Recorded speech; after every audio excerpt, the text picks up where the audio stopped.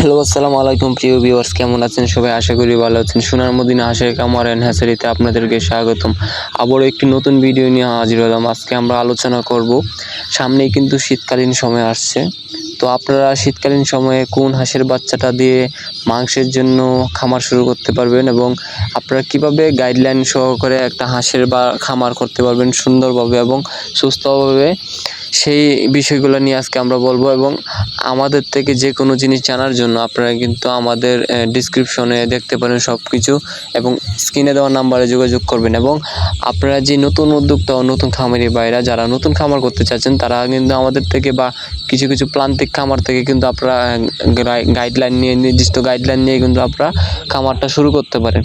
তো বেশি কথা বলবো না, আমি হচ্ছে গিয়া আমাদের এখানে নতুনই কিন্তু আজকে আজকে কিন্তু ডেলিভারি আসছে বাচ্চাটা।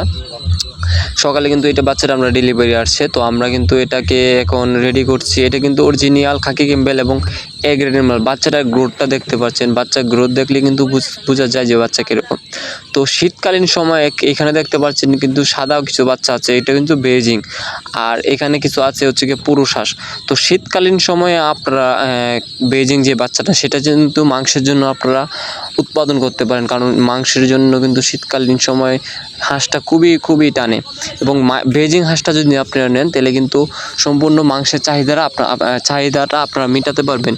এবং যদি খাকি ক্যাম্বেল দিয়ে শুরু করতে চান, যে না আমি বেজিং বাচ্চাটা নিয়ে পোষাতে পারবো না, খাকি ক্যাম্বেল বাচ্চাটা দিয়ে খামার করবেন এবং মাংসের জন্য হাঁস উৎপাদন করবেন, তাহলে কিন্তু আপনারা খাকি ক্যাম্বেলের মধ্যে যে পুরুষ হাঁসটা রয়েছে, সেই হাঁসটা দিয়ে কিন্তু বাচ্চাটা দিয়ে কিন্তু আপনারা খামারটা শুরু করতে পারেন।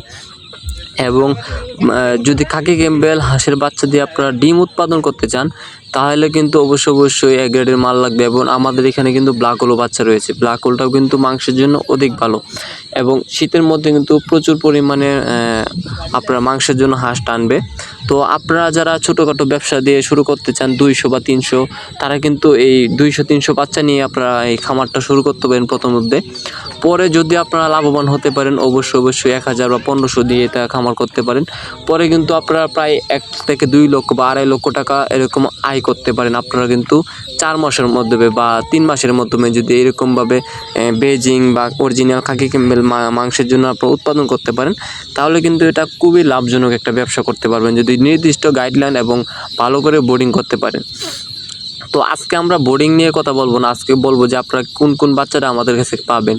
আজকে আমাদের এখানে বাচ্চাটা পাবেন হচ্ছে কি অরিজিনাল খাকি ক্যাম্বেল, বেজিং এবং ব্ল্যাক হোলটাই, যেটা কিন্তু ব্ল্যাক হোল বাচ্চা, এবং আমাদের এখানে পাবেন জিন্ডিং।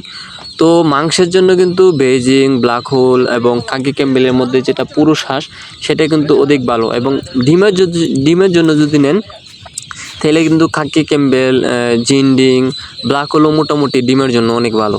তো আপনারা কিন্তু এই হাঁসগুলো আমাদের এখানে এ গ্রেড সম্পূর্ণ বাচ্চাটা পেয়ে যাবেন। নতুন ভিডিও পেতে চ্যানেলটি অবশ্যই সাবস্ক্রাইব করে রাখবেন। ভালো থাকবেন সবাই, আসসালামু আলাইকুম।